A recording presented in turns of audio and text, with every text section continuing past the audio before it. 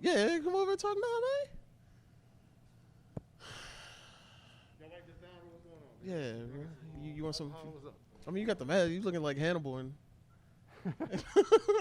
I feel like Snake Eyes over here. Like I'm in full G.I. Joe mode right now. Oh, I don't know, man. I feel like I can talk to you for like forever and ever, but I know you got something to do. So, the quarantine has really been affecting DJs like differently, but you seem to like, it don't seem to like have stopped anything for you. How's that been? Because it's like I look up and you just everywhere. Like, It's extremely tiring. Because like when things change, you gotta change with the times, and if you don't adapt quickly enough, you don't evolve. You know what I'm saying? I ain't trying to go the way of the dinosaurs. Yeah. So when things switch up, you kind of gotta switch up with it. So as soon as I saw everything was starting to go online, I switched to the online thing, and then I try to figure out how to get online in certain spots. You know what I'm saying? So we kind of like keep the imagination flowing. So people can feel like they're actually at the club, and it's a lot, bro. Yeah, because you out here doing what, at least 4 lives a week or something like that? Yeah, I got 4 regularly scheduled lives, but then I got other stuff that I do on top of that. I've been doing stuff for like some of the different school systems. I've been doing like Zoom birthday parties. Okay. This past weekend I DJ'd at the drive-in movie theater. They had a pop-up movie theater on the lake. So that was cool. They showed Grease. I got to play a whole bunch of 50s doo-wop and swing, early rock and roll stuff. So that's fun. Like, I think one of the biggest things I enjoy about the quarantine mix is I can kind of do like what I want to do. You know what I'm saying? Like, you don't have the club owners breathing down your neck trying to get you to, you ain't got to worry about people buying drinks and none of that. Yeah. You can play whatever you want to play, and if people not into it, they can switch out and go watch somebody else. So, I've been enjoying that. So I think one of the things I'm most interested in, because like when I came back down here when I came back for college back in '04, you were already like the big dog. So what's it been like? Because you've been in the game for like a while, and it's you like constantly reinventing yourself. So how is it that like you're able to do that and still like be able to be like Raj Smoove, like that the top 10? Like. Because when people say New Orleans DJs, Raj is the first name that pops up. So how's it been to like maintain that type of longevity, and like, what's it taking for you to do that? Just always kind of paying attention to the trends, not getting stuck and feeling like, all right, well, this is what it is, and it can never change from this. Like, hip hop has always evolved and changed. What people was listening to in the '80s sounded different than the '90s, sounded different than the 2000s, and my main goal was always like rocking crowds and rocking people and making people have fun and people dance. So it wasn't about one specific style of hip hop or one specific style of DJing. It was like however I could get to people and help them to enjoy themselves and create a moment with them. That's what it's been about with me. So that's something that's easily adaptable to any type of situation. Like, no matter whatever the music is, it's about the moment. So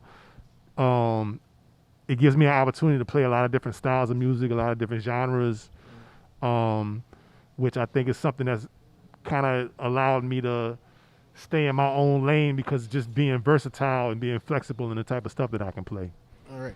And one of the things I noticed, like when you first did your live, and I thought it was super dope. Like as a fellow Dillard, DU, yeah, DU in there. I thought it was fire how like the comments was like it was just like a big ass like homecoming for everybody. Yeah. Like it was like years and years of like like Dillard associates Raj Smoove with like as their DJ.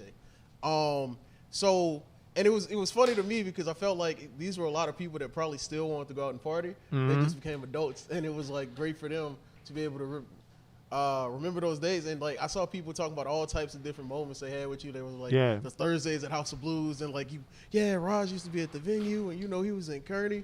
So I guess going back to like the longevity thing, and I think a lot of people look up to you, especially in the community, as like the OG. And I know a lot of us come to you for like advice and questions and stuff like that. So I mean, what would you say to like people in the game now? Maybe not as deep as like some of us, but like coming up as what it takes to, I guess, maintain that love for it, man. Like,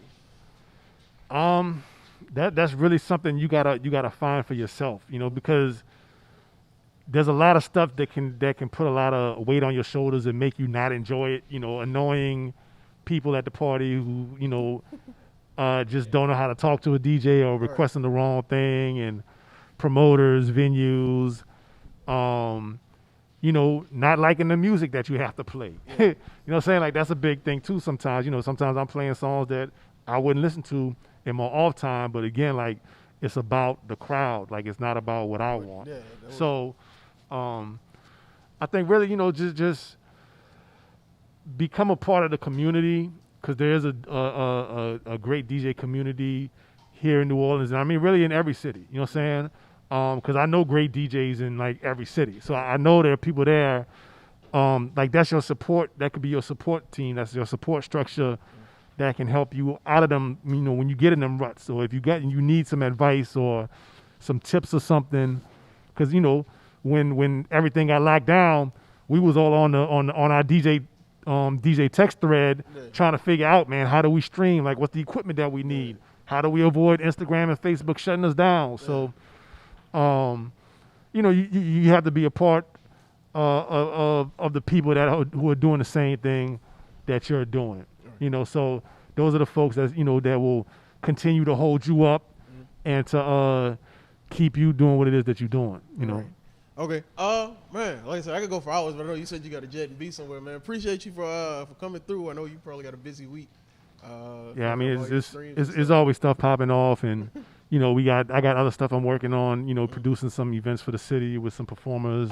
I don't think you like producing though, right? Like, I don't think people know, like, if you still really, like, you still making the beats. And yeah, I still make some beats. You know what I'm saying? I do a lot of engineering, and I've kind of been doing like a lot more executive stuff. Like, in the process of me trying to DJ, doing my live streams from the venues, I ended up having to go talk to the city to get the green light from them.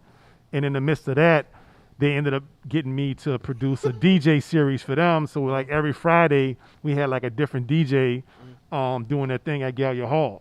And now we got a performance thing going. We have like different artists and singers, and we just had T-Ray performing. And we do that on Wednesdays at 2 p.m. from the Fillmore, so y'all can tune in for that. I was involved in the Band Together benefit, which was a big thing. We raised like $40,000 for local musicians and gig workers to help, give them a little help in this time when nobody's really making no money. So, I've been doing a lot of that stuff on top of doing the streams and doing the other little parties and stuff here and there. So it's a lot going on, Okay. So this is like the one question, and I think I've asked you this before. So as long as you've been like DJing, so you don't drink, like, I don't drink at all. At all. How have you survived, like, in the nightlife industry? I mean, is that like you've never had a drink, or like you did it once and it wasn't for you, or you just? I tasted wine when I was like 5 or 6, and I was like, man, this shit's nasty. Why is y'all drinking this? And like, that was it for me. You know what I'm saying? I just stuck to my apple juice. So no, I mean, I never felt like, I mean, nothing against, drinking. Yeah. I just never felt like that was something I wanted to do. Because in high school, I used to see dudes like drinking Everclear and stuff in the bathroom. And they'd be throwing up by like, 5th period. Yeah. You know what I'm saying? And, it just didn't seem like it was me. So like, I just, never did it, and I figured, that money I was saving on alcohol, I could spend on equipment and records. And, I used to be in Peaches all the time and Tower Records and Odyssey and all of that. So, it just wasn't for me. So I ain't never do it.